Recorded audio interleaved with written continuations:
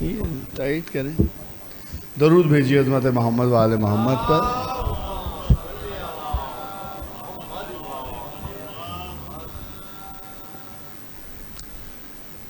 بر عظمت شہزادی کونین بآواز بلند صلوات.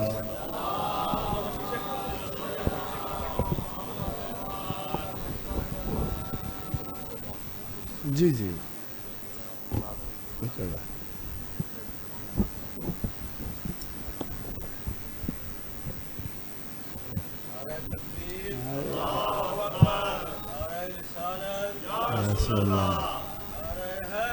فصیح بھائی آگے آگے ادھر آ جائیں.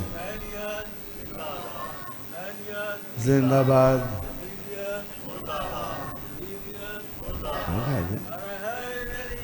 یار بھائی فصیح آپ بھی آ جائیں, ادھر چاچا کے ساتھ ہی بیٹھ جائیں. درود بھیجیے عظمت محمد و آل محمد.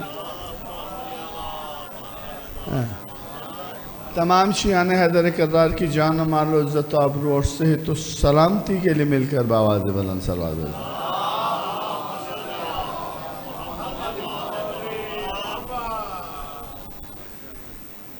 جو مومنین و مومنات ہمارے اس دنیا سے رخصت ہو گئے ہیں, سب کی درجات کی بلندی کے لیے مل کر بآواز بلند صلوات بھیجیں.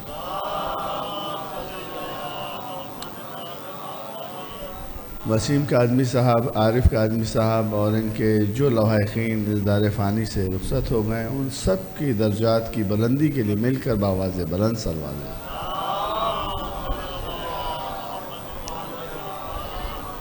بر عظمت امام زمانہ بآواز بلند صلوات.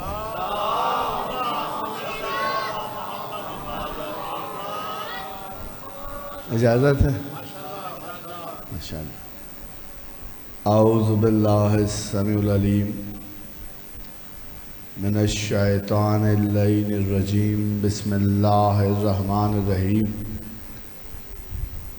الحمدللہ الذی ہدانا لہذا وما كنا لنهتدي لولا ان هدانا الله.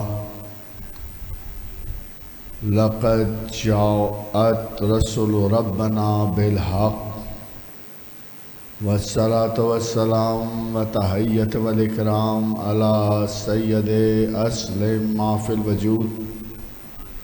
سر اللہ فی کل موجود نقطۃ دائرۃ الوجود. صاحب لوائل حمد والمقام المحمود. الفاتح لمن غلب. المغلن الحق بالحق ابی القاسم محمد.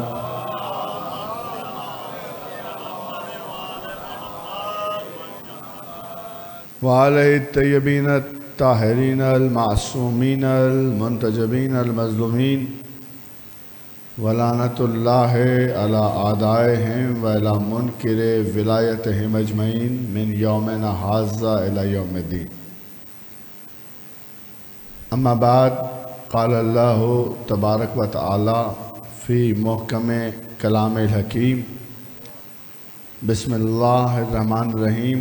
فقل تعالوا ندعو ابناءنا وابناءکم ونساءنا ونساءکم وانفسنا وانفسکم ثم نبتہل فنجعل لعنۃ اللہ علی الکاذبین. صلوات.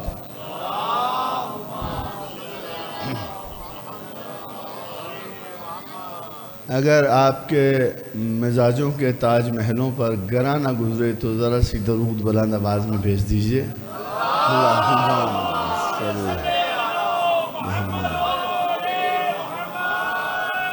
مولا سلامت رکھے. سامعین گرامی قدر, عزیزان محترم, اس مقدس بارگاہ حسین میں کاظمی صاحب کی جانب سے, ان کے خانوادے کی جانب سے جو خمسہ مجالس پڑھ رہا تھا, اس کی آج آخری مجلس ہے. عنوان گفتگو آپ کے سامنے ہے. انداز گفتگو سے آپ آگاہ ہو گئے. پہلے دن سے کہہ رہا ہوں کہ میرا انداز کوئی عالمانہ نہیں, بس عطائے جناب سیدہ ہے. مخدوم عالمیان جو عطا کرتی ہیں وہ تقسیم کرتا ہوں. آمادہ ہیں؟ مسلسل جو آپ کو زحمت شرعیہ دیتا رہا، اس میں گفتگو کچھ یہ تھی کہ میں بتانا کل بھی یہی چاہ رہا تھا، آج بھی اس کو اختتامی منزل پر پہنچا رہا ہوں کہ دنیا اگر توحید پرستی دوسروں پر منوانا چاہتی ہے،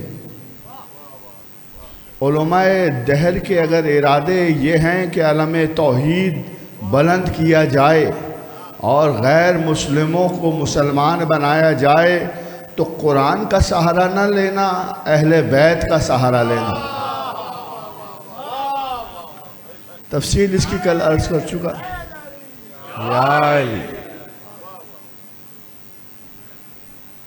اور جو آئے وافی ہدایہ مسلسل میں آپ کے سامنے تلاوت کر رہا ہوں، اس میں بھی اللہ نے بھی، رسول اللہ نے بھی پیغام یہ دیا کہ فَقُلْ تَعَالُوا نَدْعُ أَبْنَاءَنَا وَأَبْنَاءَكُمْ وَنِسَاءَنَا وَنِسَاءَكُمْ وَأَنفُسَنَا وَأَنفُسَكُمْ۔ جب نصارہ اور نجران رسول اللہ سے بحث کرتے رہے اور نہ مانے، تو اللہ نے کہا تم اپنے بیٹوں کو لاؤ، ہم اپنے بیٹوں کو لاتے ہیں۔ تم اپنی خواتین کو لاؤ، ہم اپنی خواتین کو لاتے ہیں۔ تم اپنے نفوس کو لاؤ، ہم اپنے نفوس کو لاتے ہیں۔ توجہ چاہتا ہوں۔ تو بیٹوں کی منزل پر رسول اللہ امام حسن اور حسین کو لے کر گئے، بیٹی کی منزل پر، خاتون کی منزل پر خاتون معشر جناب سیدہ کو لے کر گئے، نفس کی منزل پر علی مولا کو لے کر گئے۔ اب دنیا نے بڑی عجیب باتیں کہنا شروع کی کہ جی یہ مباہلے میں رسول اللہ اس لیے لے کر گئے تھے ان انوار خمسہ نجبہ کو، پنجتن پاک علیہ السلام کو، کہ اس واقعہ مباہلے کی وجہ سے ان کی فضیلت میں اضافہ ہو جائے۔ میں کہتا ہوں کل کی گفتگو اگر دماغ میں ہے کہ اپنے ذہنوں کو بالیدہ کریں۔ یہ آل محمد وہ ہیں جو کسی واقعے کے محتاج نہیں ہیں۔ یہ مباہلے کے شاہد بھائی بھی تشریف لے آئے، مبشر بھائی بھی، شہری بھائی بھی بیٹھے ہوئے ہیں، آپ سب سے بڑوں سے چاچا اخلاق سے اجازت دیتے ہوئے، آل محمد وہ ہستیاں ہیں جو کسی واقعے کی محتاج نہیں ہیں۔ ہم اس علی کے ماننے والے ہیں جو کسی فضیلت کی وجہ سے علی نہیں بنا، بلکہ وہ اور ہیں جو فضیلتوں کو تلاش کرتے ہیں۔ ہم تو اس علی کے ماننے والے ہیں کہ فضیلتیں اس کے قدموں کا طواف کرتی ہیں کہ یہ زکوٰۃ دے تو آیت نازل ہو، یہ روٹیاں دے تو آیت نازل ہو، یہ جنگ کرے تو آیت نازل ہو۔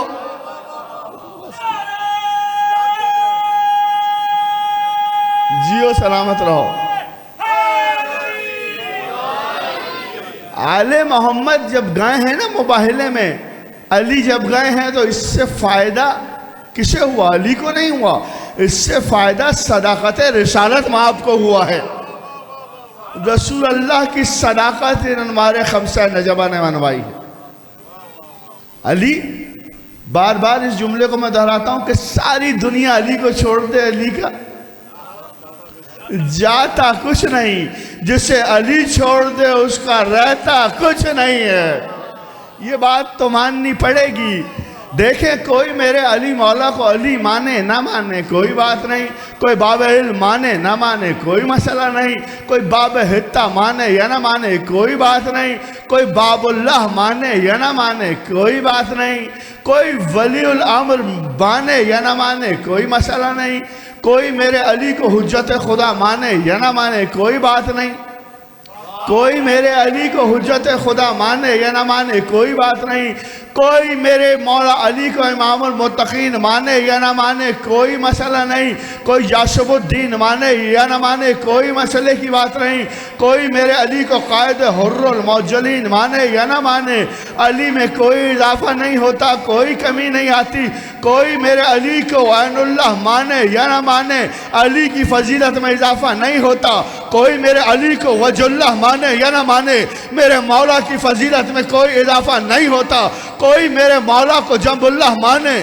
یا نہ مانے، میرے مولا کی فضیلت میں کوئی اضافہ نہیں ہوتا، کوئی میرے مولا کو اسد اللہ مانے یا نہ مانے، میرے مولا کی فضیلت میں اضافہ نہیں ہوتا۔ کوئی میرے مولا کو جنب اللہ مانے یا نہ مانے، میرے علی کی فضیلت میں اضافہ نہیں ہوتا۔ کوئی لموں کا لمی مانے، علی میں اضافہ نہیں ہوتا۔ کوئی دموں کا دمی مانے، علی میں اضافہ نہیں ہوتا۔ کوئی حربوں کا حربی مانے، علی میں اضافہ نہیں ہوتا۔ کوئی سلبوں کا سلبی مانے، اضافہ نہیں ہوتا۔ کوئی حبوں کا حبی مانے، اضافہ نہیں ہوتا۔ کوئی بغضوں کا بغضی مانے، اضافہ نہیں ہوتا۔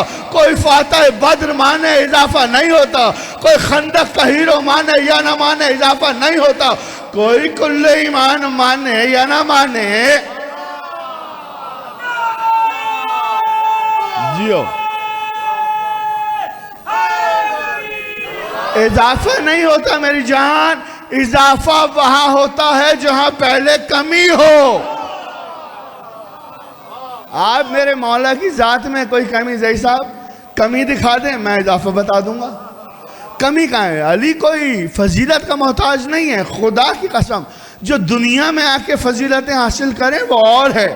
علی آیا تو خدا کے گھر میں، علی آیا تو خدا کے گھر میں اپنا پہلا جھولا بنایا تو آغوش رسالت کو، گھٹی پی تو لعاب رسالت سے، گھٹی پی تو لعاب رسالت سے پہلی مرتبہ جو چہرہ دیکھا وہ کسی لاد و مناد و عزل و حبل کا چہرہ نہیں تھا۔ پہلی دفعہ آنکھیں کھول کے جو چہرہ دیکھا وہ چہرہ رسالت مآب کا ہے۔ پروان چڑھا تو دامن رسالت میں چڑھا، معراج پائی تو رسول سے پہلے پردہ غیبت کے ادھر نظر آ رہا ہے۔ یا علی، اضافہ کہاں ہوا؟ آپ جی ہیں، سلامت رہیں۔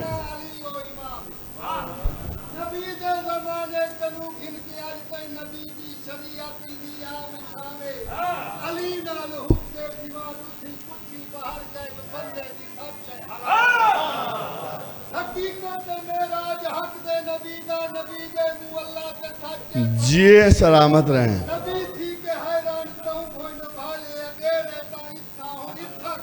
شاہد بھائی آگے آ جائے۔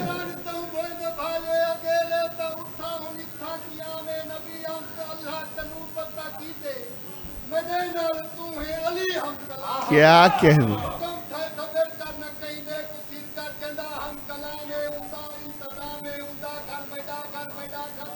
کیا کہنے۔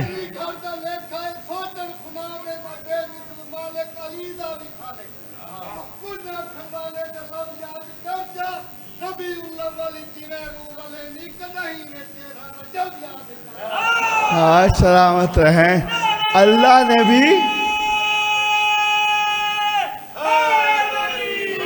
اللہ نے بھی میرے بھائی سے مجھے ایک جملہ دے دیا، اللہ نے بھی منکرین ولایت علی ابن ابی طالب علیہ السلام کے لیے وہ انتظام کیا ہے نا کہ تم میرے علی کو نہیں مانتے، نہ مانو، میں بھی علی کا اللہ نہیں ہوں، اگر علی کی جائے ولادت کے تم سے چکر نہ لگوا دو۔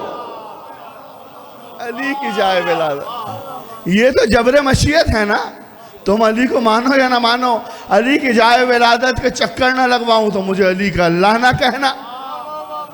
اور یہ جو طواف کعبہ ہوتا ہے نا، خدا کی قسم حضور، یہ طواف کعبہ آپ کسی بڑے سے بڑے عالم سے پوچھیں، اسے پوچھیں بھائی پورا حج سنت ابراہیم ہے، سمجھ میں آتا ہے جناب ابراہیم نے جو عمل کیا، جناب آسیہ نے جو عمل کیا وہ سنت ہیں، وہ ساری آپ ادا کر رہے ہیں۔ کسی بھی حاجی سے پوچھو کہ طواف کیوں کر رہا ہو، کسی کو نہیں پتا۔ یہی تو جبر مشیت ہے، مسلمانوں پہ حج فرض آیا ہے۔ یہ شعر سنا کے مجھے شعر دیتے ہیں، میرا موضوع رہ جاتا ہے۔ مسلمانوں پہ حج فرض آیا ہے، سب کو پتا ہے کیوں کر رہے ہیں۔ مسلمانوں پہ حج فرض آیا ہے، طواف کعبہ ایک راز نہا ہے، چھپا ہوا راز ہے، کسی کو نہیں پتا کیوں کر رہے ہیں، بس کیے جا رہے ہیں۔ لگائے جاؤ علی کی جائے نزول کے چکر۔ اللہ نے بھی کہا یہاں بلاؤں گا تو ایسے بلاؤں گا کہ لباس منافقت اتروا کے بلاؤں گا، کفن پہنا کے بلاؤں گا، سر مڈوا کے بلاؤں گا۔ مسلمانوں مسلمانوں پہ حج فرض آیا ہے. طواف کعبہ ایک راز نہا ہے. آمادہ ہیں یہ راز بتاؤں کیا راز ہے؟ میں کہہ رہا ہوں آپ بولتے رہیں گے تو راز بتاؤں گا، نہیں تو راز ہی رہ جائے گا. مسلمانوں پہ حج فرض آیا ہے. شاہد بھائی، مسلمانوں پہ حج فرض آیا ہے. پتہ ہے نا کہ کیا ہے؟ سب کو پتہ ہے کیا سننا تھا. مسلمانوں پہ حج فرض آیا ہے. طواف کعبہ کے راز نہا ہے. بتا دوں کیا بتاؤں؟ آمادہ ہیں؟ قبول کریں گے؟ مسلمانوں پہ حج فرض آیا ہے. طواف کعبہ کے راز نہا ہے. کیا راز ہے؟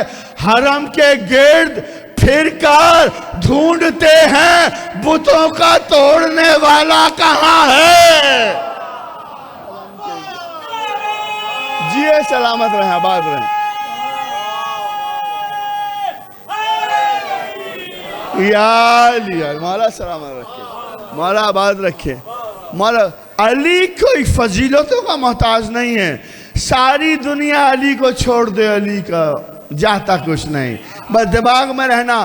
لیکن علی دشمنی میں لوگوں نے علی کو چھوڑا نا، تو واقعاً علی کو چھوڑنے والوں کا بچا کچھ نہیں. ایک ہی چیز علی کو چھوڑ کر ملی لوگوں کو، جو 17 رکعت، اسے کہتے ہیں نماز. پہلے کہہ چکا ہوں، علی کو چھوڑ کے جو آپ کر رہے ہو نا، وہ نماز عبادت نہیں، وہ تو عادت ہے. عادت اور عبادت میں بڑا فرق ہوتا ہے.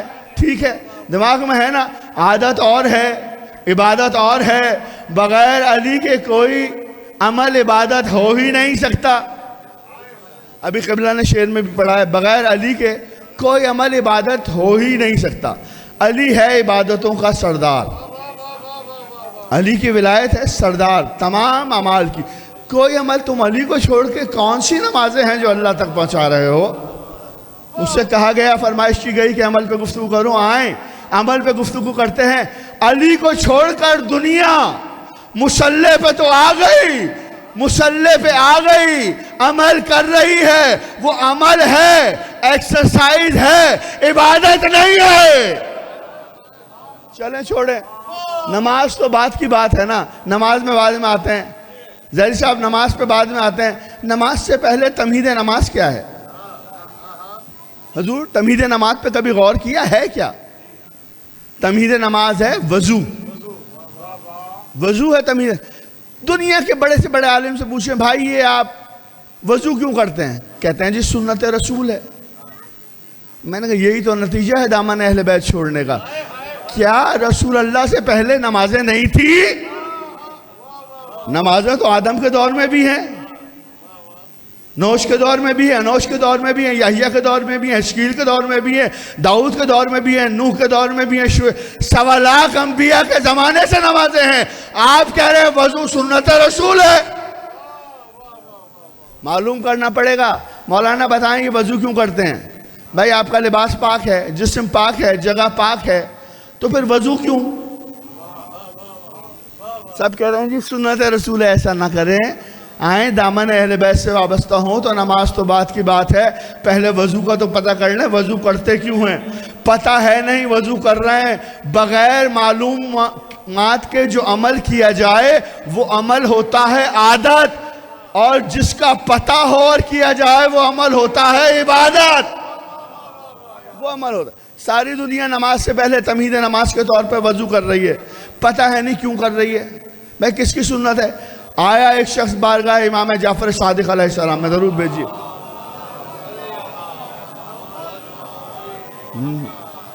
درود ایسا مجھے چاہیے ہی نہیں، پہلے دن سے کہہ رہا ہوں. صلی اللہ محمد. آیا کہتے مولا نماز ہم پڑھتے ہیں، لباس پاک ہوتا ہے، جسم پاک ہوتا ہے، جگہ پاک ہوتی ہے، تو ہم وضو کیوں کرتے ہیں؟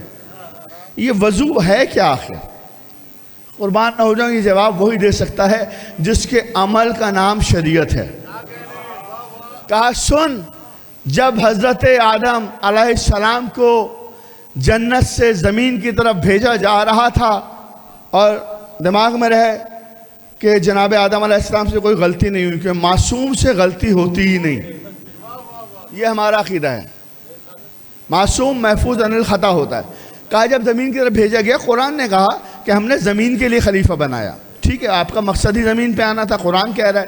کہا جب بھیجا گیا تو اللہ سے سوال کیا، پالنے والے تو نے وقت مقررہ سے پہلے مجھے زمین پہ کیوں بھیجا؟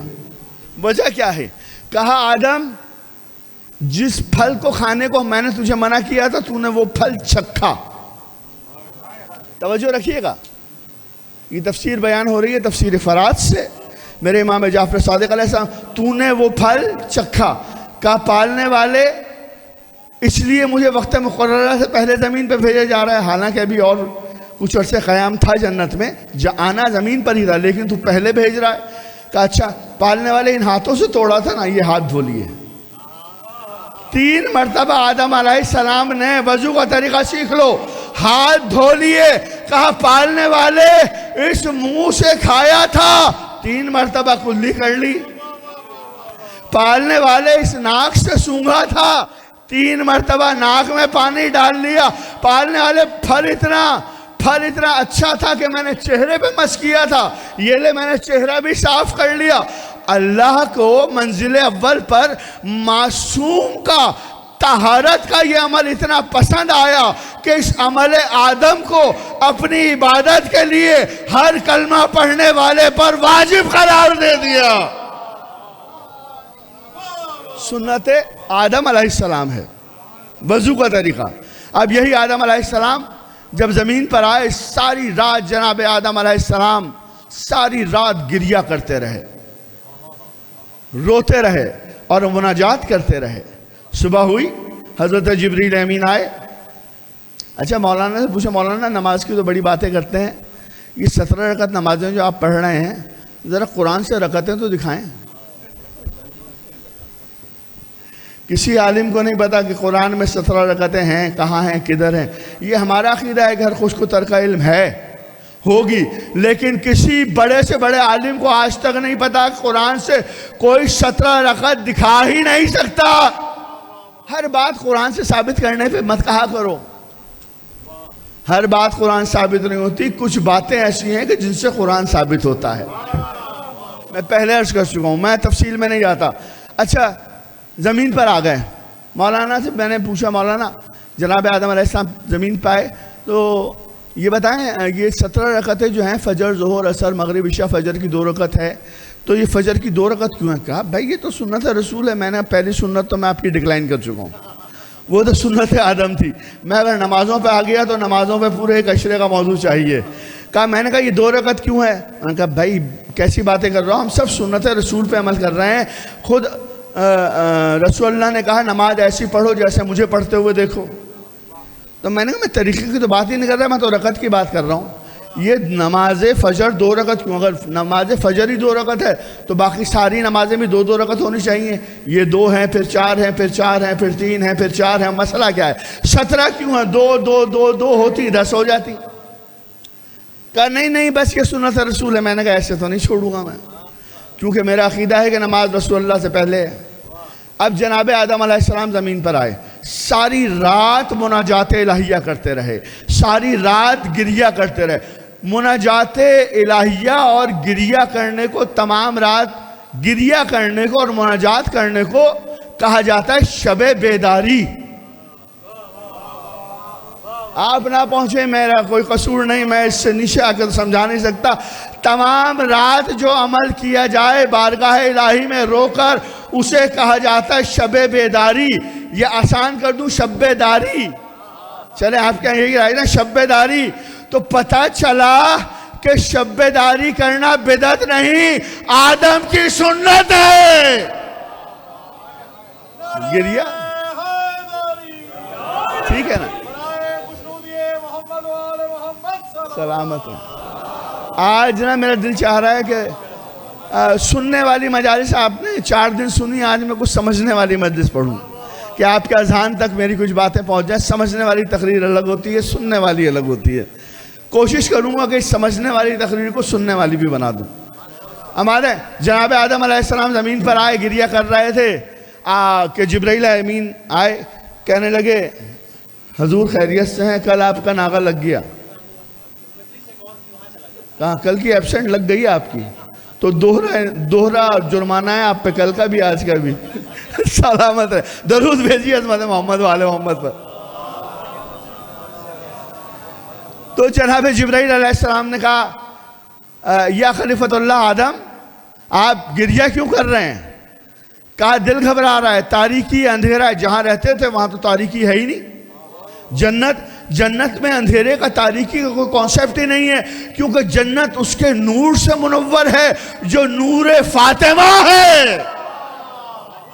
جنت منور ہے، میں تفصیل میں نہیں آتا، وہ حدیثیں نہیں بیان کرتا، خود میرے رسول نے فرمایا کہ جب اللہ نے جنت کو، عرش معلیٰ کو خلق کیا، عرش معلیٰ تاریکیوں میں ٹوپ اندھیرے میں تھا کہ ملائکہ نے ایک مرتبہ کہا پالنے والے اس اندھیرے سے ہمارے کلیجے پھٹے جا رہے ہیں، کچھ روشنی کی سبیل کر۔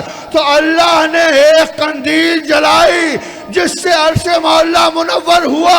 اس روشنی کے آگے تمام ملائکہ سجدے میں گر کے کہنے لگے یا سبوح ہو یا قدوس ہو، تو ہی سبوح ہے، تو ہی قدوس ہے۔ تو اس روشنی نے کہا سر اٹھاؤ، میں اللہ کے نور خالص سے فاطمہ ہوں، میں فاطمہ ہوں۔ جیتے رہو، سلامت رہو۔ یا علی مولا سلامت رکھے، یا علی مت کہنا، میں ہوں اللہ کے نور خالص سے فاطمہ۔ تو جنت تو منور ہے نور خالص سے، نور فاطمہ زہرا سے، وہاں تو ظلمات اندھیرے کا کوئی کانسیپٹ ہی نہیں ہے۔ فرشتے کیا کر رہے، سجدے کر رہے تھے، یا صبح یا خود، میں نے کہا پالنے والے فرشتوں نے جناب سیدہ کو تو سمجھ کے سجدہ کیا، تو نے فرشتوں کو سزا نہیں دی، سزا دے دیتا تو شاید بارگاہ احدیت سے یہ جواب آئے کہ ان ہستیوں کو میں نے بنایا ہی ایسا ہے کہ لوگ دیکھیں انہیں، مانے مجھے۔ ان پر میں کا اطلاق ہو رہا ہے تو کوئی بات نہیں، یہ دنیا میں میری حجت ہے۔ حجت کہتے ہیں دلیل کو، وہ اللہ ہے تو اس کی دلیل فاطمہ ہے، وہ اللہ ہے تو اس کی دلیل محمد ہے، وہ اللہ ہے تو اس کی دلیل علی ہے، وہ اللہ ہے تو اس کی دلیل حسن ہے، وہ اللہ ہے تو اس کی دلیل حسین ہے۔ یہ دلیل حجت۔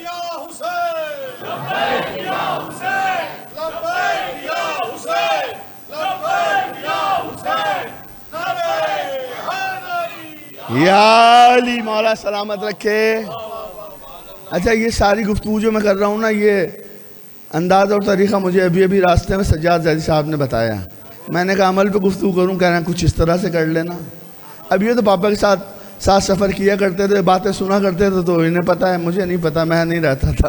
درود بھیجیے عظمت محمد والے محمد پہ۔ تو بات یہ ہے، آئے کہا کیا ہوا، کیوں گریہ کر رہے ہیں؟ کہا دل گھبرا رہا ہے۔ تو کہا رو کیوں رہے ہیں؟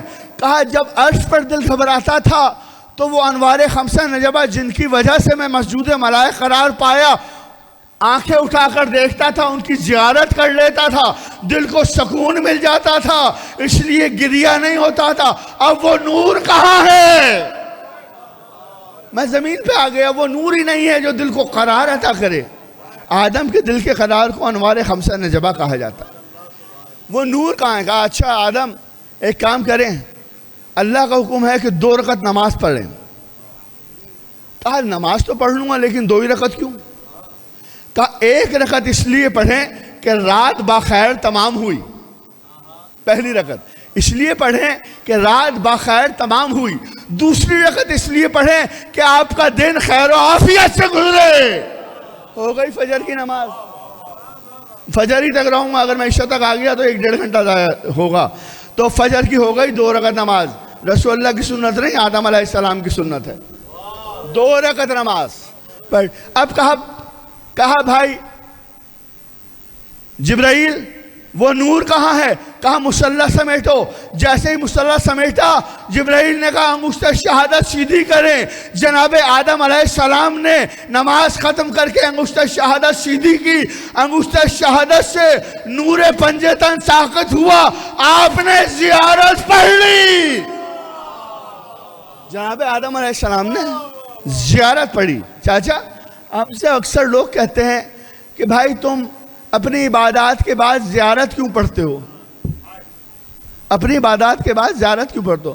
تو ان سے کہنا کہ بھائی آپ عبادت سے پہلے وضو کیوں کرتے ہیں؟ سوال ہے. ہمارے اوپر اعتراض کر رہے ہو کہ ہم عبادات سے فارغ ہو کر زیارت کیوں کرتے ہیں. آپ یہ بتائیں آپ مصلی پہ آنے سے پہلے وضو کیوں کرتے ہیں؟ اول تو یہ سنت رسول سے آگے کچھ جانتے ہی نہیں. اگر کوئی غلطی سے پڑھا لکھا ان میں پیدا ہو گیا اور اس نے بتا دیا کہ جی یہ وضو تو سنت آدم ہے، تو اس سے کہنا بھائی آدم کے اگر لائق بیٹے ہو تو پوری سنت پہ عمل کرو. نماز سے پہلے وضو کرنا بھی سنت آدم ہے، نماز کے بعد زیارت پڑھنا بھی سنت آدم ہے. سنت آدم علیہ السلام نماز کے بعد. اسی لیے ہم ہر عبادت کے بعد زیارت پڑھتے کیوں ہیں؟ کسی نے میرے چھٹے معصوم سے پوچھا مولا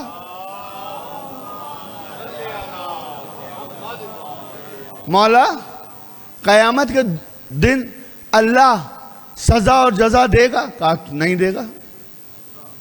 اللہ تو نہیں دے گا سزا.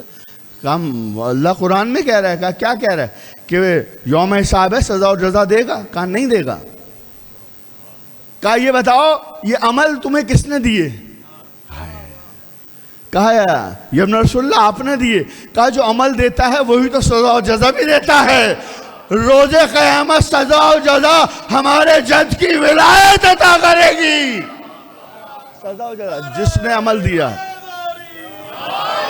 جس نے عمل. اب جناب آدم علیہ السلام کا معمول بن گیا عبادت کرتے، عبادت سپرد کر دیتے جنہوں نے عبادتوں کے سلیقے سکھائے ہیں. ہم بھی ہر عمل کرتے ہیں. یہ سارے عمل ہمیں محمد و اہل بیت محمد نے دیے. ہمیں نہیں پتا ہمارا عمل قبول ہو رہا ہے یا نہیں ہو رہا. جنہوں نے عمل دیے تھے زیارت پڑھ کے ان کا سپرد کر دیتے ہیں. وارثوں آپ جانو اور یہ عمل جانے. وارث خود بخش پائیں گے؟ وارث خود بخش پائیں. ہو گئی نا 2 رکعت نماز؟ ٹھیک ہے. لوگ کہہ رہے تھے کہ میں نماز پہ گفتگو نہیں کرتا، علی بہت کر رہا ہوں. جائیں آج نماز پڑھیں گے بھی اور پڑھائیں گے بھی. علی کا دامن چھوڑنے کا نقصان کیا ہوا؟ مصلی پہ آ رہے ہیں پتہ ہے نہیں وضو کیوں کرتے ہیں. مصلی پہ آ رہے ہیں پتہ ہے نہیں کہ زیارت کیوں. اب اگر کوئی آپ کی زیارت پر انگلی اٹھائے نا تو اس سے کہنا بھائی ہماری زیارت پہ انگلی نہ اٹھا. اور اپنے بچوں سے ایک بات کہتا ہوں، بڑا عجیب سا ماحول ہے، روز کہتا ہوں کہ آپس میں لڑائی جھگڑا نہ کیا کرو. اگر کوئی تمہاری انگلی اٹھانے پر انگلی اٹھائے کہ زیارت کیوں پڑھتے ہو تو اس سے کہنا بھائی انگلی نہ اٹھا. اس بحث میں بھی نہ پڑھ کہ یہ سنی ہے یا یہ شیعہ ہے. اس سے کہنا بھائی تم آدم زادے بھی ہو یا کوئی اور ہو، زیارت پڑھنا آدم زادہ ہونے کی دلیل ہے. پہلے آدمی بن جاؤ پھر شیعہ بن جانا. شیعہ تو بہت بات کی چیز ہے.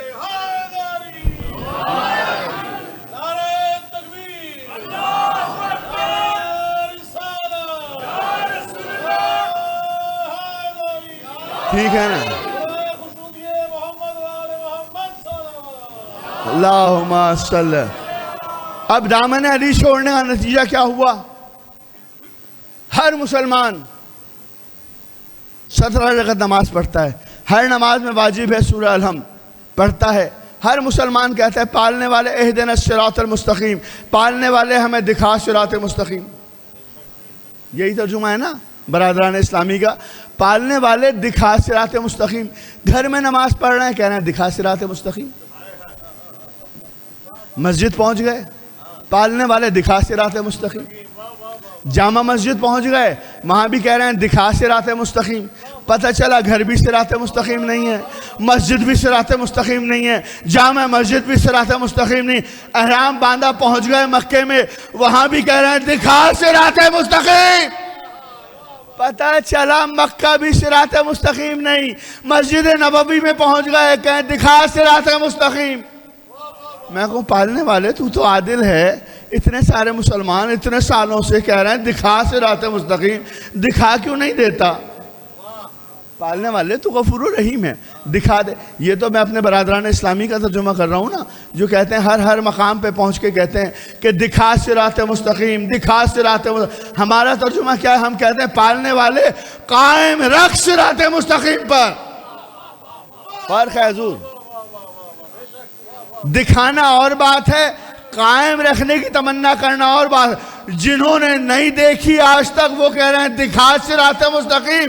جنہوں نے دیکھ لی وہ دعا کر رہے ہیں قائم رکھ صراط مستقیم پر. جیو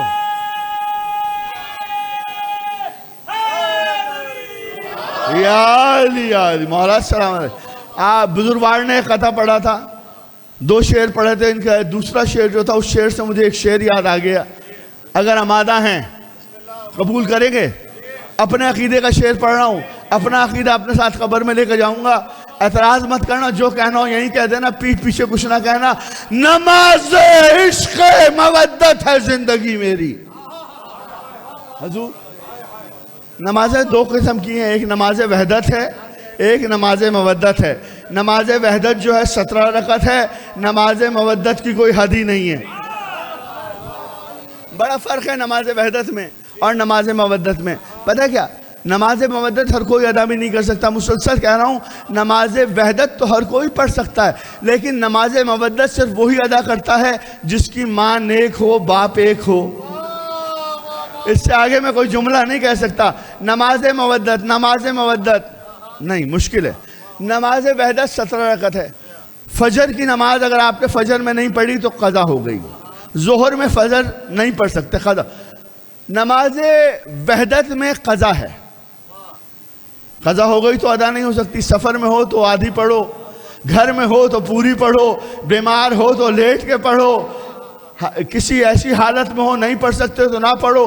بس نماز وحدت وہ ہے جو سفر میں قضا ہو جاتی ہے. نماز مودت وہ ہے جو نہ سفر میں قضا ہوتی ہے, نہ حضر میں قضا ہوتی ہے, نہ بیماری میں قضا ہوتی ہے, نہ داری میں قضا ہوتی ہے, نہ ناداری میں قضا ہوتی ہے, نہ غریب پہ قضا ہوتی ہے, نہ امیر پہ قضا ہوتی ہے. اس میں قضا کی قید نہیں, اس میں قید ہے تو صرف اور صرف حسب اور نسب کی شرافت کی قید ہے. نماز جی سلامت. نماز عشق مودت ہے زندگی میری. میں ہوں ولا کا مؤذن, میری اذان ہے علی. حضور آپ ہی نظر کر رہا ہوں, میں ہوں ولا کا مؤذن. خود علی نے کہا قرآن میں, علی نے کہا کہ قرآن میں جو یہ اذان اور مؤذن کا تذکرہ آیا ہے نا, اللہ کی قسم کھا کے علی نے کہا قسم ہے اس خدا کی کہ جس کے قبضہ قدرت میں مجھ علی کی جان ہے, میں انا علی ابن ابی طالب ہو اذان و مؤذن فی القرآن. میں وہ ہوں جو قرآن میں اذان بھی ہوں اور میں ہی مؤذن بھی ہوں. اور پھر کہا انا صلاۃ المومنین, اور مومنوں کی نماز بھی میں ہی علی ہوں, میں علی ہوں. جیے سلامت رہیں. یا علی یا علی. شاہد بھائی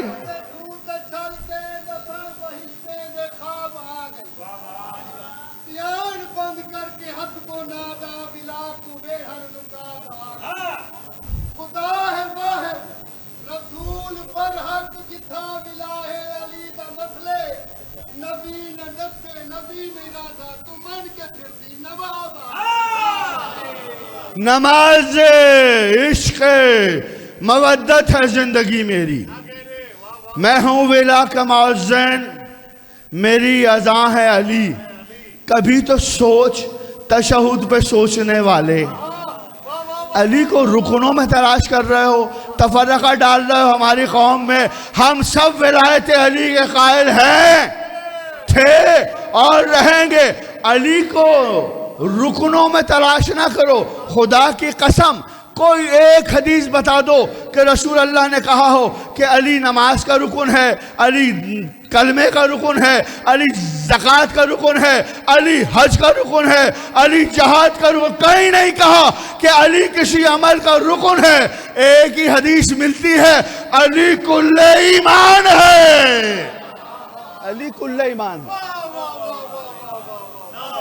تفرقے نہ کرو. یا علی مدد حق ہے. تفرقے نہ ڈالو. جو تشہد میں درود بھیج رہا ہے وہ بھی قائل ہے کہ درود میں علی شریک ہے۔ بس دماغ میں رکھنا، ہر عمل اس وقت عبادت ہے جب علی کی ولایت کا اقرار ہے۔ نماز عشق مودت ہے زندگی میری، میں ہوں ولا کا مؤذن، میری اذاں ہے علی۔ کبھی تو سوچ تشہد پہ سوچنے والے کہ بندگی خدا میں کہاں کہاں ہے علی، کہاں کہاں ہے علی۔ جی سلامت رہیں۔ کبھی تو سوچ تشہد پہ سوچنے والے، یہ ہماری قوم میں تفرقہ ڈالا ہے، یہ بیرونی سازشیں ہیں، ہم سب ایک علی کے ماننے والے ہیں کہ بندگی خدا میں کہاں کہاں ہے علی۔ پتہ ہے کسی کو کہاں کہاں ہے علی؟ کسی کو پتہ ہے کہاں کہاں ہے علی؟ ہر جگہ ہے علی۔ بتاؤں کہاں کہاں ہے علی؟ تمہیں خبر ہی نہیں ہے کہاں کہاں ہے علی، بلکہ کسی کو بھی خبر نہیں کہ کہاں کہاں ہے علی۔ تمہیں خبر ہی نہیں ہے کہاں کہاں ہے علی، جہاں جہاں ہے حقیقت وہاں وہاں ہے علی۔ حضور تمہیں خبر ہی نہیں ہے کہاں کہاں ہے علی، جہاں جہاں ہے حقیقت۔ اب حقیقت کے اس طرف جائے کون؟ ذات سے آگے جائے کون؟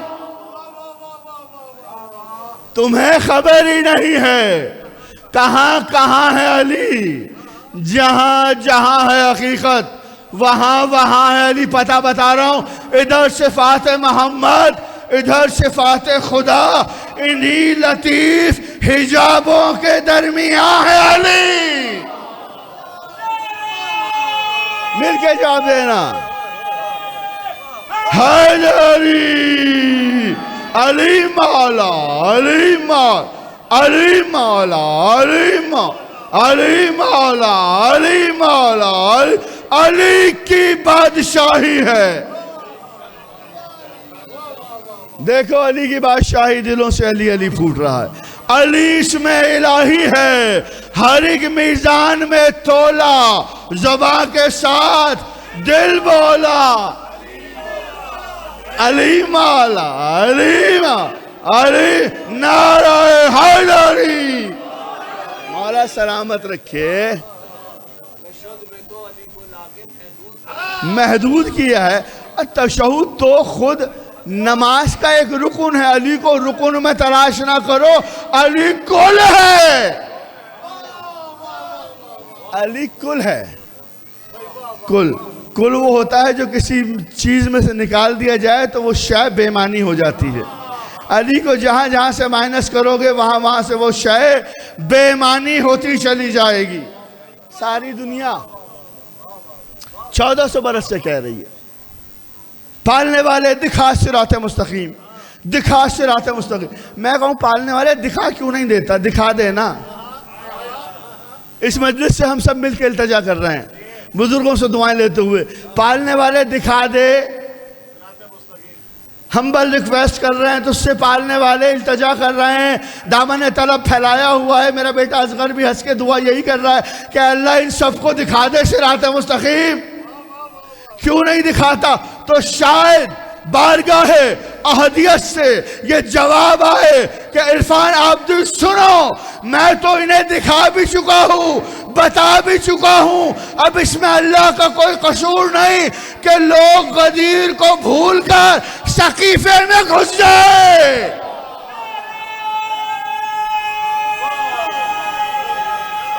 جیو سلام۔ اب اس میں اللہ کا کیا قصور ہے؟ اللہ نے تو دکھا بھی دیا، بتا بھی دیا، لوگوں نے اقرار بھی کر لیا، بخن بخن بخن کی صدائیں بھی گونج گئیں۔ بخن کسے کہتے ہیں؟ مبارک ہو، مبارک ہو، مبارک ہو، بخن یا علی بخن۔ مجھے یہ بخن پہ ایک جملہ یاد آتا ہے، یہ علی کی ولایت کا عہد لیا گیا تھا نا غدیر میں، لوگوں نے بخن بخن کہہ کے بائد بھی کی، عہد بھی کیا، عمر بھر یوں تو بخن کہہ کے مکرنا سیکھا۔ اگر آپ یہ مصرع نہیں سمجھیں گے نا تو آگے میں بہت بڑی بحث سنا دوں گا آپ کو۔ عمر بھر یوں تو بخن کہہ کے مکرنا سیکھا، موت جب سامنے آئی تو علی یاد آیا۔ ابھی بھی نہیں، یہ بیعت جو ہو رہی تھی رسول اللہ کیا کہہ رہے تھے کہ اللہ کی بیعت کرو علی کے ہاتھ پر۔ بیعت علی نہیں لے رہے تھے، اللہ کی بیعت کرو علی کے ہاتھ پر۔ لوگوں نے کی، ایک صاحب تھے جو بڑے جلد باز تھے، کل بھی میں نے کہا تھا کہ جلد بازی اچھی چیز نہیں ہوتی، بہت تیز چلنے والے اکثر منہ کے بل گر جایا کرتے ہیں، آہستہ آہستہ خرامہ خرامہ چلنا سیکھیں معززین کی طرح۔ تو اب انہوں نے کہا یا رسول اللہ آپ کیسی باتیں کر رہے ہیں، آپ کہہ رہے ہیں اللہ کی بیعت، اللہ کی بیعت، اللہ تو نظر ہی نہیں آتا، بغیر دیکھے تو بیعت ہی نہیں ہو سکتی۔ کہا ہم اللہ کی بیعت کیسے کریں، آپ کی کر سکتے ہیں، علی کا اللہ کی کیسے کریں؟ کہا وجہ اللہ کو دیکھو اور ید اللہ پر بیعت کرو، چہرہ علی کو دیکھو، جیتے رہو یا علی، سلامت رہو میرے بیٹا، جیتے رہو، آباد رہو۔ کہا وجہ اللہ کو دیکھو، اللہ کے چہرے کو دیکھو، اللہ کے ہاتھ پر بیعت کرو۔ اور تاریخ کا جملے ہیں کہ علی کا ہاتھ یوں نہیں تھا، علی یہ ہاتھ ہوتا ہے مانگنے والے کا، علی کا ہاتھ یوں تھا، لوگوں کے ہاتھ یوں تھے۔ علی بیعت مانگ نہیں رہا تھا، علی اللہ کی بیعت لے رہا تھا، علی کی بیعت ہی اللہ کی بیعت ہے۔ علی علی علی مل کے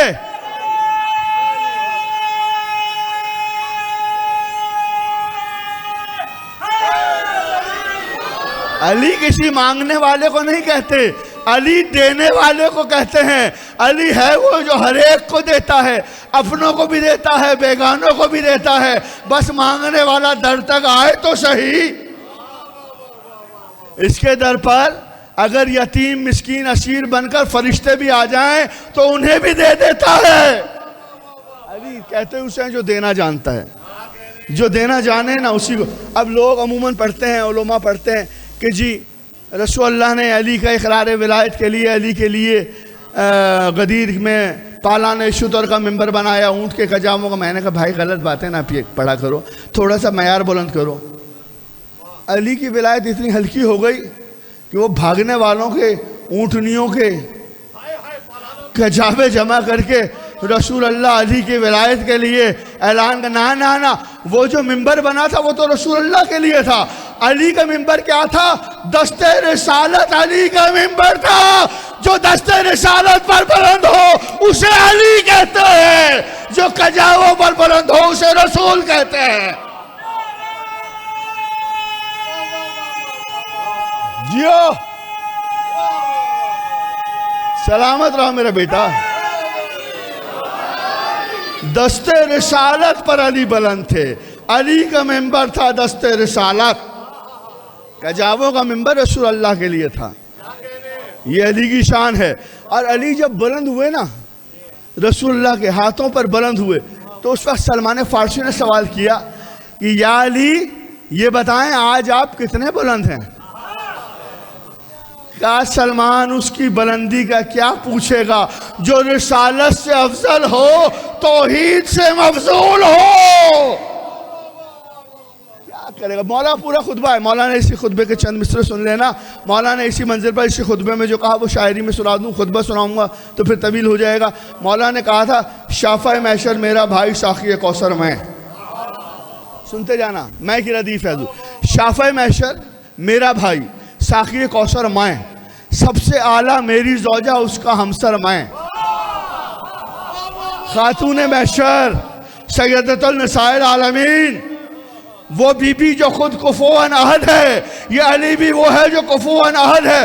قربان نہ ہو جاؤں ان دونوں کفواً احد کے، اس اللہ کو کفواً احد بنانے کے لیے ان دونوں نے رشتہ کر لیا، نہیں تو عرش پر وہ کفواً احد تھا، زمین پر یہ کفواً احد تھے۔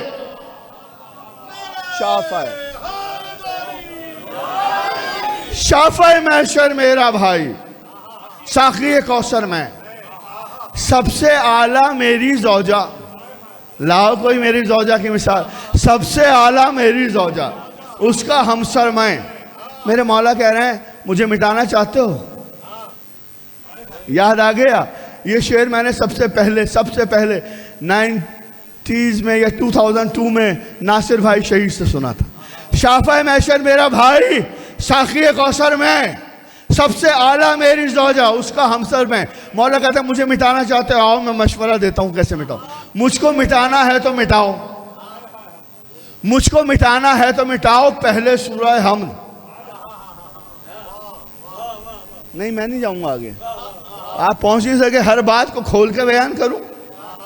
مولا نے خود کہا تھا نا، جو کچھ قرآن میں ہے وہ سورہ الحمد میں ہے، جو الحمد میں ہے وہ بسم اللہ میں ہے، جو بسم اللہ میں ہے وہ بے میں ہے، جو بے میں ہے وہ بے کے نقطے میں ہے. انا نقطہ تو تحت با. علی وہ نقطہ ہے کہ جس کے بغیر کوئی قرآن پڑھنا تو دور کی بات، قرآن کا آغاز ہی نہیں کر سکتا. مولا نے کہا جی سلامت ہے.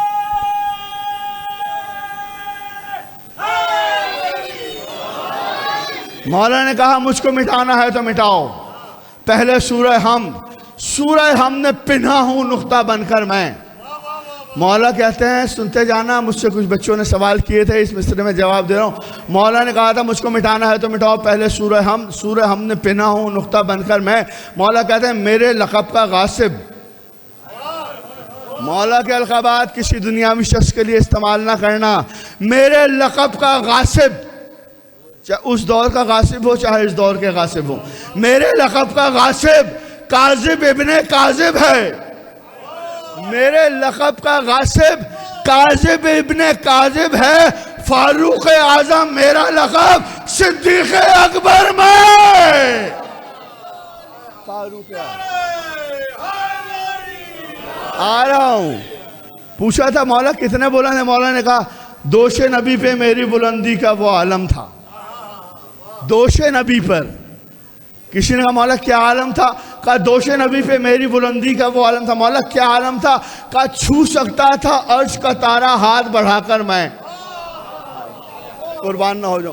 دوش نبی پر میری بلندی کا وہ عالم تھا، چھو سکتا تھا عرش کا تارا ہاتھ بڑھا کر میں.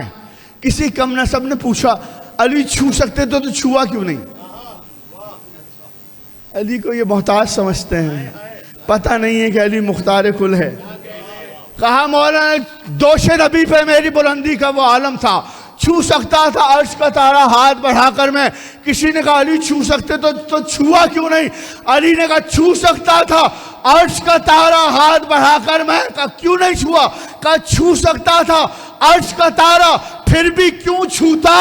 اس کو جب بلوا لیتا تھا اپنے در پر میں. اس کو جب جی سلامت رہے.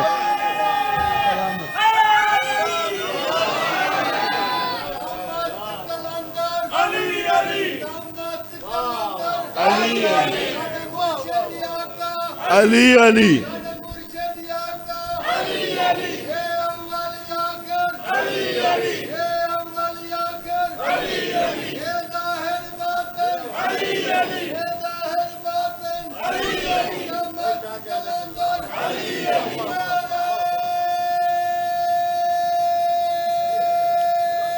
دونوں ہاتھ بلند کر کے باواز بلند مل کے جو یا علی. مولا سلامت رکھے یا علی مدد کہنے والوں کو. مولا میں کہوں پالنے والے دکھا کیوں نہیں دیتا؟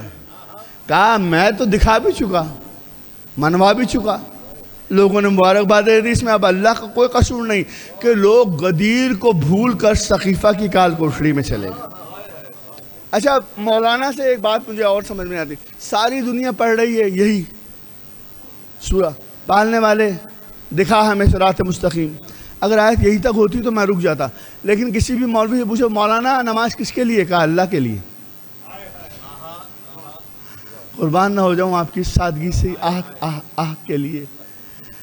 جس سے پوچھو کہتا ہے نماز جی نماز تو صرف اللہ کے لیے، صرف اللہ کے لیے. ہم بھی کہتے ہیں صرف اللہ کے لیے. نماز ہے ہی اللہ کے لیے، اس میں کوئی دو رائے نہیں ہے.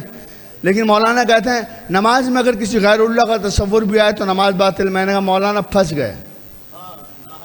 میں کہتا ہوں نماز اگر وہاں تک ہوتی کہ تمام حمد ہے اللہ کے لیے تو بات تھی، لیکن میں کیا کروں، آگے پڑھ کر یہ آیت کہہ رہی ہے اہدنا الصراط المستقیم، صراط الذین، چلا ان لوگوں کے راستے پر، چلا ان لوگوں کے راستے پر۔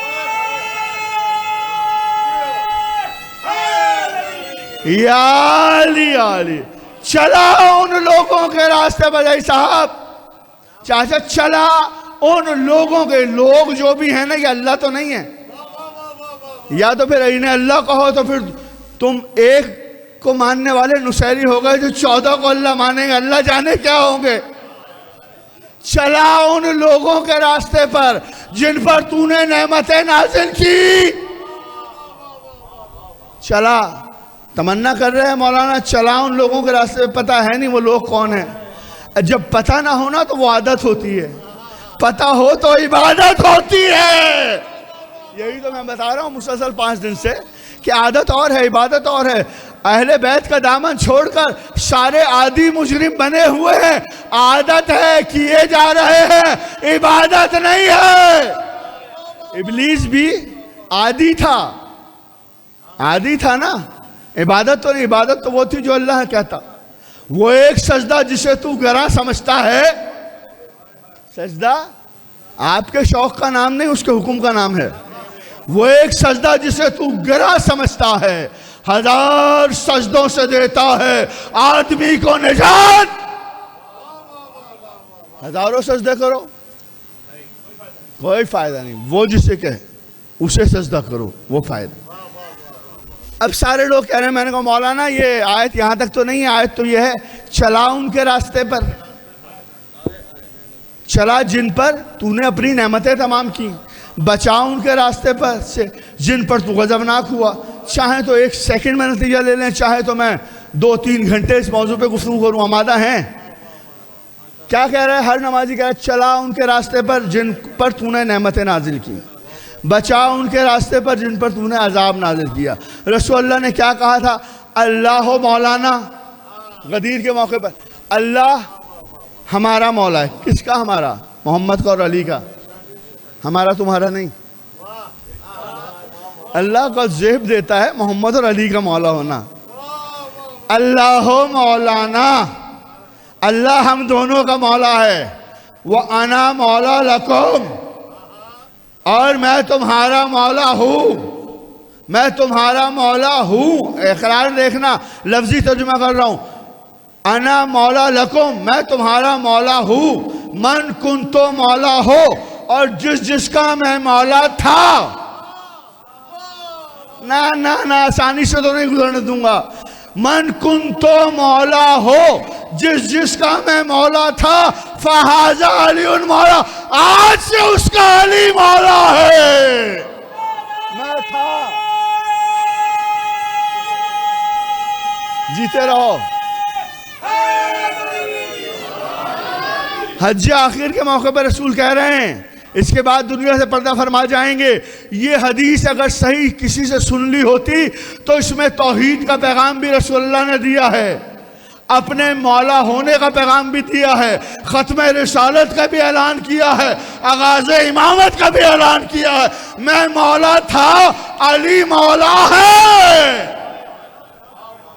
ختم رسالت کا اعلان ہو رہا ہے۔ اب مولا کے معنی لوگ بیان کر رہے ہیں، کرتے رہے، مجھے اس بحث میں نہیں جانا، بڑی بے تکی سی بحث ہے۔ اگر یہاں صرف علی کو یا اپنے آپ کو مولا منوایا ہوتا یا کہلوایا ہوتا تو آپ لغت سے معنی تلاش کرتے، لیکن اس سے پہلے مولا کا اسٹیٹس رسول اللہ نے بتایا کہ اللہ مولانا، اللہ بھی مولا ہے۔ اب اللہ اگر دوست ہے تو علی بھی دوست ہے۔ اب اللہ کے معنی، اللہ کے مولا کے معنی میں تم جو بھی لکھو تمہاری مرضی ہے۔ جو اللہ ہے وہ رسول اللہ ہے، جو رسول اللہ ہے وہ علی ولی اللہ ہے نا۔ اعلان لیا، ہو گیا، بخن بخن کی صدائیں بلند ہو گئی، ٹھیک ہے۔ اب انہوں نے حارث نعمان فہری، بے شمار کم چھوٹا جملہ ہے، تو حارث نعمان فہری کو بھیجا کہ جاؤ، جا کے رسول اللہ سے سوال کرو کہ اگر آپ نے اپنی طرف سے منوایا ہے تو میں نہیں مانتا، اور اگر اللہ کی طرف سے ہے تو اللہ سے کہو مجھ پر عذاب نازل کرو. اس نے کیسی باتیں کر رہا ہے, پاگل ہو گئے, دیوانے ہو گئے, کہیں مجھ پر عذاب نہ آ جائے. کہا نہیں عذاب نہیں آئے گا, یہ رحمت للعالمین نبی ہے. یہ نبی وہ ہے جس کے سر پر وَمَا أَرْسَلْنَاكَ إِلَّا رَحْمَةً لِلْعَالَمِينَ کا تاج سجا ہوا. ہم دیکھ چکے ہیں. ایک مرتبہ ابو جہل نے جھٹلایا تھا کہ نہ میں تمہیں مانتا ہوں نہ تمہارے اللہ کو مانتا ہوں, اپنے اللہ سے کہو کہ مجھ پر عذاب بھیجے. تو آیت نے کہا تھا کہ اے نبی جب تک تو ان کے درمیان ہے میں عذاب نہیں بھیجوں گا. کہا نبی تو ہے, عذاب نہیں آئے گا, جا. میں نے کہا تھا نا کل وہ دکھاؤں گا آخری مجلس میں ان کے چہرے جو ابلیس کو بھی بہکا دیا کرتے تھے.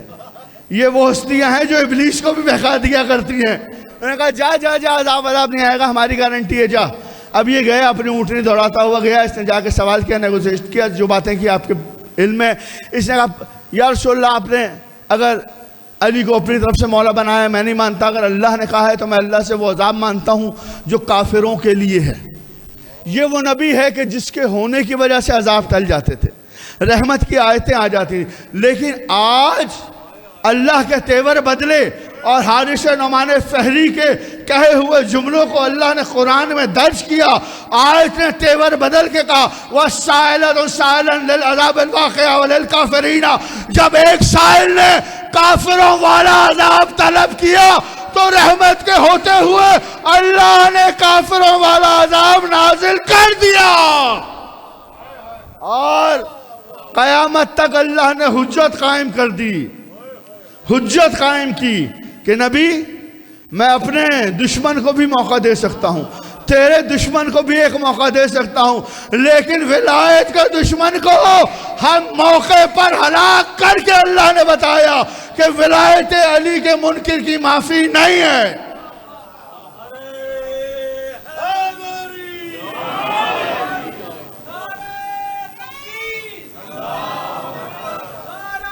مل کے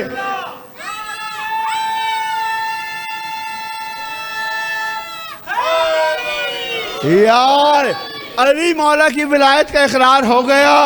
مولا کی ولایت کے اقرار کے بعد صورت آئی الیوم اکملت لکم دینکم, آج دین مکمل ہو گیا.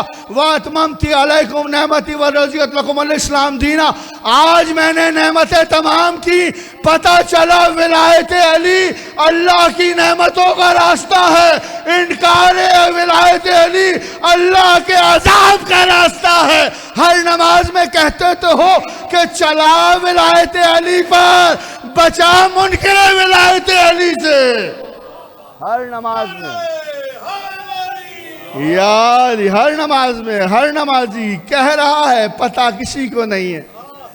مصلی چھوڑ کے کہتے ہیں کہ علی کی ولایت واجب ہے یا مستحب. ہر نمازی تمنا یہی کرتا ہے چلا ہمیں ولایت علی کے راستے پر, بچا علی کا راستہ نعمت کا راستہ ہے. قرآن کی آیت کہہ رہی بچا ہمیں ان کے راستے پر جن پر تو غضبناک ہوا, جن پر تو نے عذاب نازل کیا.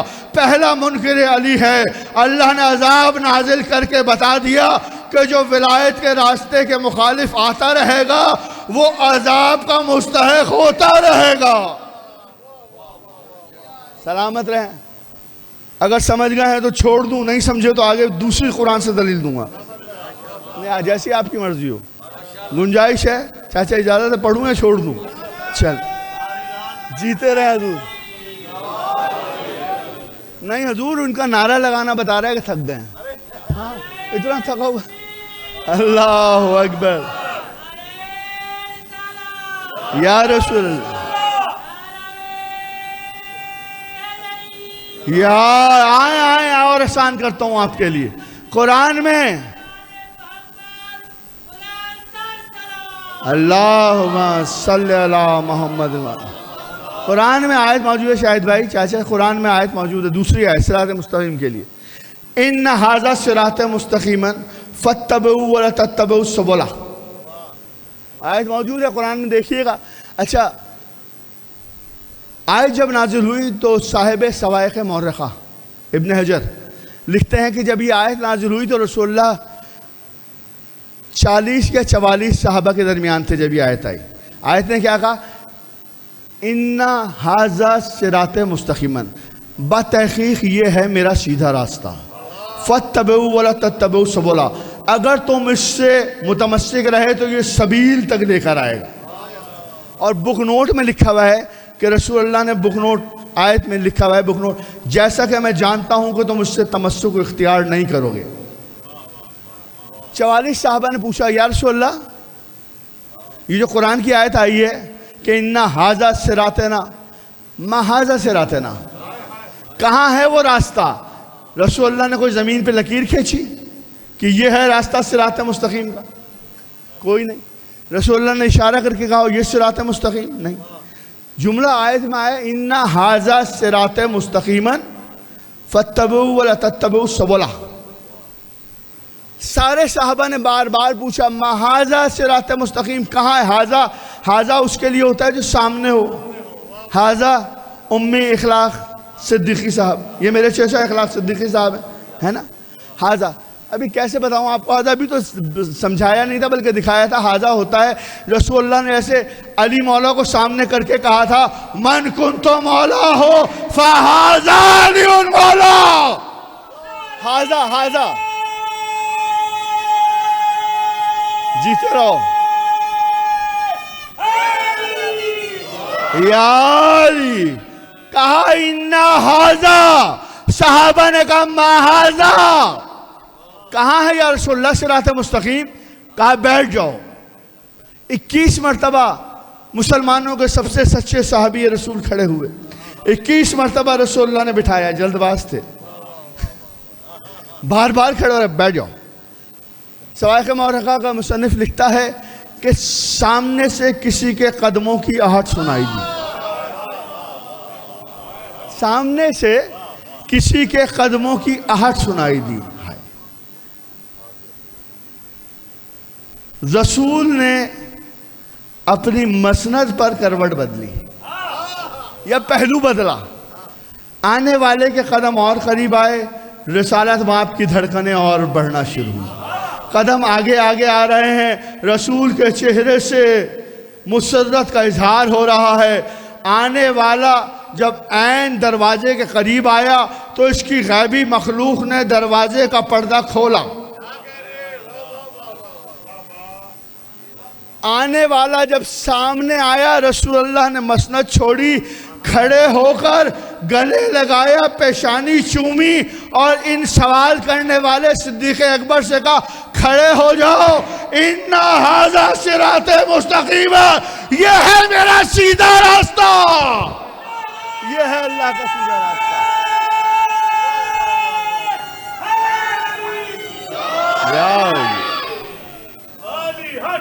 علی حق،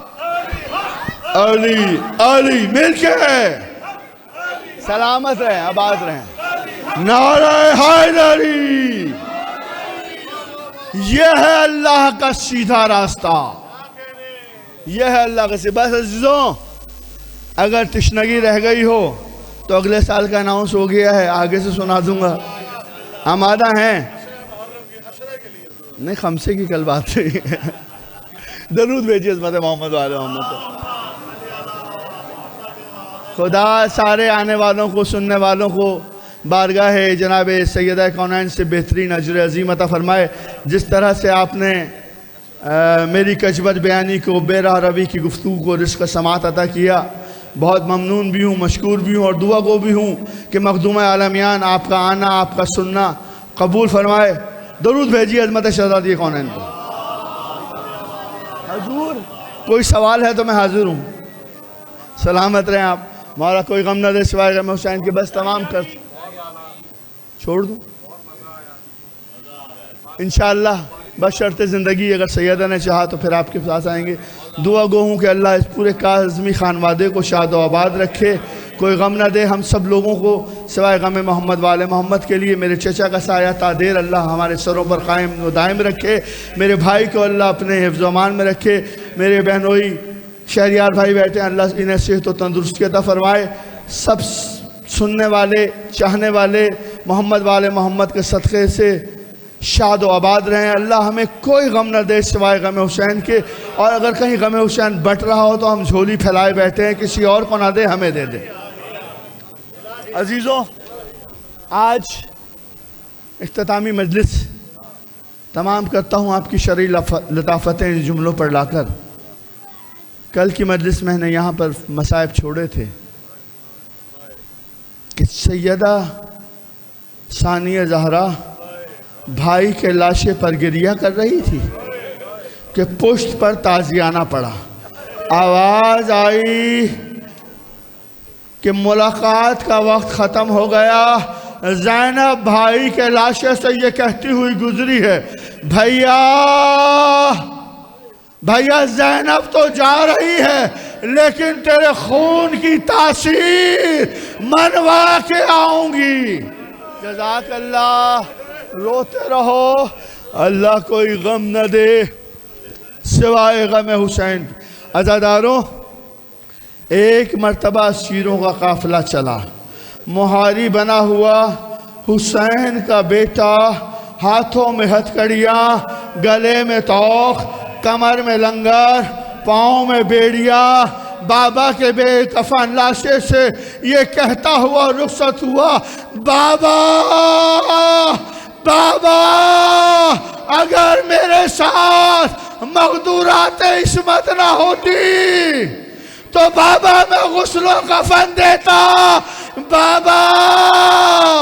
بابا ہزاروں تیغ و تبر کھا کر کربلا کی ریت پر سونا آسان تھا بابا، لیکن ماں و بہنوں کے ساتھ کوفہ سے شام کا سفر سجاد کرے گا۔ دعا کرنا سجاد کو موت نہ آئے۔ جزاک اللہ، روتے رہو عزادارو، خدا تمہیں کوئی غم نہ دے سوائے غم حسین۔ عزادارو، قافلہ رخصت ہوا۔ عزادارو، نیزے پر کہیں حسین کا سر ہے، کہیں اکبر کا سر ہے، کہیں قاسم کا سر ہے، کہیں اون و محمد کا سر ہے، کہیں کسی ستارہ سے تیر پر، چھوٹے سے تیر پر ستارہ سا سر علی اصغر کا سر ہے، بیویوں کے ساتھ ساتھ چل رہا۔ عزادارو، ملعون تازیانے مارتا جا رہا ہے، سواریاں دوڑتی جا رہی ہے، بیویوں کے ہاتھ پسے گردن بندھے ہوئے ہیں۔ روتے رہو عزاداروں، خدا تمہیں کربلا سے شام کی زیارت کرائے۔ کبھی قدیمی پرانی راستوں سے کربلا سے شام جانا تو تمہیں نامعلوم بچوں کی قبریں نظر آئیں گی۔ کبھی کسی ضعیف انسان سے پوچھنا کہ یہ نامعلوم بچے کی قبریں کس کی ہیں تو وہ ضعیف بتائے گا کہ یہ حسین کے لاوارثوں کی۔ ماتم کرتے رہو عزادارو، حسین کے بچوں کی خبریں ہیں۔ کہاں حسین کے بچے، کہاں کربلا اور شام کے راستے۔ سنتے ہو نا علماء سے کہ بیبیاں بے کجاوا اونٹوں پر بیٹھی تھی، ہاتھ پسے گردن بندھے ہوئے تھے، بچوں کو گود میں کیسے بٹھاتی؟ بچوں نے ماؤں کے گریبان تھامے ہوئے تھے۔ رو لینا عزادارو، میری ماں بہنوں، خدا تمہاری گودیاں سلامت رکھے۔ بچوں نے ماں کی گودیاں اور گریبان اپنی ننھی ننھی مٹھیوں سے پکڑے ہوئے تھے۔ جب کوئی ملعون کسی اونٹ کو تیز چلنے کے لیے تازیانہ مارتا تھا، اونٹ بدک کر دوڑتا تھا، بچے کا ہاتھ ماں کے دامن سے چھوٹتا، بچہ زمین پر گرتا۔ اب جب دکھیاری ماں بچے پر نظر کرتی تو کسی اونٹ کا پاؤں بچے کے سینے پر ہوتا۔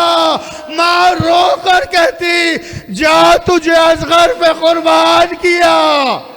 جزاک اللہ، روتے رہو عزادارو، خدا تمہیں کوئی غم نہ دے سوائے غم۔ دو چار جملوں کی زحمت۔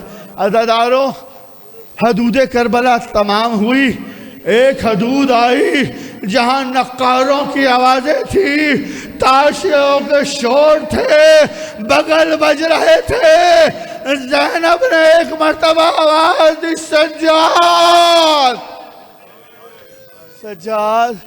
سجاد یہ کون سا مقام ہے؟ سجاد نے سر جھکا کے کہا، پھوپھی اماں، زبان غیر میں اسے کوفہ ارے کوفے کا نام آیا، زینب کو کوفہ یاد آ گیا۔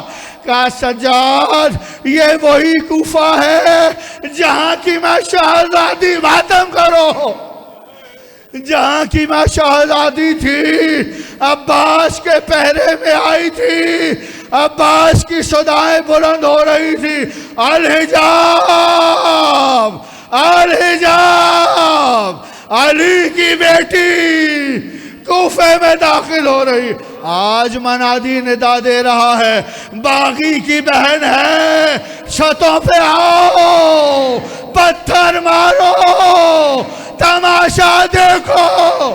جزاک اللہ، مولا کوئی غم نہ دے سوائے غم۔ کہا سجاد یہ وہی کوفہ ہے؟ کہا پھوپھی اماں وہی کوفہ ہے۔ کہا عمر سعد ملعون سے کہہ دے میں کوفے کے بازار میں نہیں جاؤں گی۔ عزاداروں کوفے کے بازار میں نہ جانے کا انکار کیا زینب عالیہ نے۔ ایک دفعہ عمر سعد نے تازیانہ ہوا میں لہرایا، سجاد کی پشت پر کوفے کا سفر نامہ تحریر کرنا شروع کیا۔ کہا سجاد اپنی پھوپھی سے کہنا کہ اب وہ یہاں کی شہزادی نہیں ہے، اب یہاں اس کا حکم نہیں چلے گا، بازاروں میں جانا ہوگا۔ سجاد ہاتھوں کو جوڑ کر پھوپھی کے پاس آئے، پیغام سنایا۔ کہا کیا کہتا ہے؟ میرا حکم نہیں چلے گا۔ زینب عالیہ کو جلا لایا، شہزادی نے بندھے ہوئے ہاتھوں کو ایک مرتبہ آسمان کی طرف کیا۔ کہا اسکت یا اہل الکوفہ، کوفہ ساکت ہو جاؤ۔ ہوائیں رک گئی، ڈھول کی آوازیں رک گئیں، شور ختم ہو گیا۔ زینب نے اپنا اختیار دکھایا ہے، کہا نہیں جاؤں گی۔ بہت کوششیں کی، سواریاں اپنا قدم نہیں اٹھاتی، سواریاں آگے نہیں چلتی۔ زینب نے اپنا اختیار دکھا دیا۔ ایک مرتبہ عمر سعد نے تازیانے مارنا شروع کیے سجاد کے۔ سجاد اپنی پھوپھی سے کہ حکم دے۔ کہا میری پھوپھی تو یہاں کی حاکم نہیں ہے، کہا حاکم تو ہے۔ عزاداروں مجھے نہیں پتا۔ ایک مرتبہ سجاد ہاتھوں کو جوڑ کے پھوپھی اماں کے قریب آ کے، پھوپھی اماں میں یہ نہیں کہتا، آپ کی مرضی ہے، آپ جاؤ نہ جاؤ، آپ کی مرضی ہے، آپ کو اختیار ہے۔ پھوپھی اماں ایک مرتبہ بابا کے سر کو دیکھ لو۔ حسین کے سر کو دیکھا، حسین کی آنکھوں سے خون بہہ رہا۔ آواز آئی زینب بازاروں سے گزر جا، میرے اکبر کا خون بنوا، میری قربانی رائے گا نہ چلی جائے۔ زینب نے ایک جملہ کہا، بس کس کا چلا ہے کبھی تقدیر کے آگے، زینب کی رضا، زینب کی رضا کچھ نہیں شبیر کے آگے۔ بھیا جو تیری رضا ہے زینب راضی ہے۔ بھیا درباروں میں بھی جاؤں گی، بازاروں میں بھی جاؤں گی، تیرا خون منواؤں گی۔ عزادارو حوصلہ، دو جملے سن لینا۔ کوفے کے بازار میں زینب کی سواری پہنچی، پتھر آنا شروع ہوئے، چاروں طرف سے زینب پر پتھر آ رہے ہیں۔ زینب بے مہاری کے اونٹوں سے گزرتی ہوئی جا رہی۔ ایک منزل آئی، زینب نے دیکھا کہ ایک معظمہ چھت پر آئی اور اپنی کنیز سے کہا پتھر دے۔ کنیز نے جھولی سے پتھر نکالا، اس مستور کے ہاتھ میں دیا۔ یہ پتھر پھینکنا چاہتی تھی، آواز آئی چچا مالک اشتر کی بیٹی ریحانہ، سب پتھر مارے، تو پتھر نہ مار، ختم کرو۔ مالک اشتر کی بیٹی ریحانہ، سب پتھر۔ اس نے جب نام سنا نا، ارے کون قائدن ہے جو میرے باپ کا نام لے کر گئے؟ اس نے اپنی کنیز کو بھیجا، جا مستور سے پوچھ کون ہے۔ وہ دوڑی ہوئی آئی، آ کے کہتی ہے مستور تو کون ہے بتا دے۔ کہا جا کے اپنی مالکن سے کہنا تجھے مدینے کے سرداروں نے ماتم کرو۔ اللہ اللہ، کیا وقت آ گیا مدینے کے سرداروں پر۔ مدینے کے سرداروں نے منع نہیں کیا تھا قیدیوں کا تماشا نہ دیکھنا۔ عزادارو، اس کی کنیز نے جا کے بتایا، مستور کے ہاتھ سے پتھر چھوٹے، دوڑی ہوئی آئی ہاتھوں کو جوڑ کر کہتی ہے تجھے مدینے کے سرداروں کا واسطہ، تو میرے مدینے کے سرداروں کا نام گناہگاروں کے مجمع میں کیوں لے رہی ہے؟ تو کون ہے؟ کہا تو مدینے کے سرداروں کو جانتی ہے؟ کہا میری جان قربان، مدینے کا سردار حسین، اس کا بیٹا علی اکبر، اس کا بھائی عباس۔ کہا اس کی بہن کو جانتی ہے؟ کہا غیر مجمع ہے، میری شہزادی کا نام نہ لینا۔ کہا مالک اشتر کی بیٹی پہچان، میں حسین کی بہن زینب، مجھے کوئی ایک چادر لا کر دے دے۔ اللہ بات چادریں مانگتی رہی، رسول کی بیٹی کسی مسلمان بستی سے چادر نہ مل سکی۔ اللہ لعنت اللہ علی القوم الظالمین۔ پالنے والے ہماری اس خلیل بات کو شرف قبولیت عطا فرما۔ جیے تو محمد والے محمد کے لیے، جان دے تو محمد والے محمد کے، کوئی غم نہ دے سوائے غم حسین کے۔ ہمارے حقیقی وارث اور امام کو حجات سے ظہور اور ہمیں نصرت امام کرنے کی توفیق عطا فرما۔ ماتم شبیر۔